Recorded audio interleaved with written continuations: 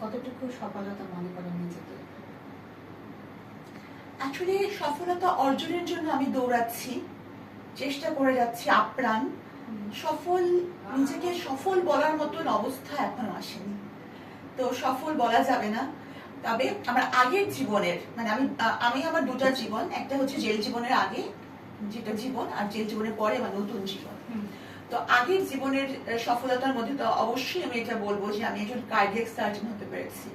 কারণ পুরো বিশ্বেই কিন্তু কার্ডিয়াক সার্জনের সংখ্যা অনেক কম। হ্যাঁ, তো একজন কার্ডিয়াক সার্জন হতে পারাটা এটা একটা অনেক বড় ব্যাপার এবং আল্লাহ পাকের নিয়ামত। তারপরে হচ্ছে যে মানে ওই ওই সময়টা, আর এই সময়টা আমার সফলতা অর্জনে আরো অনেক কিছু বাকি আছে। আমি লিখছি, পাঠক যদি আমাকে লেখক হিসাবে মানে আমি যদি লেখক পাঠকদের কাছে সমাদৃত হই, সেখানে আসবে আমার সাফল্য।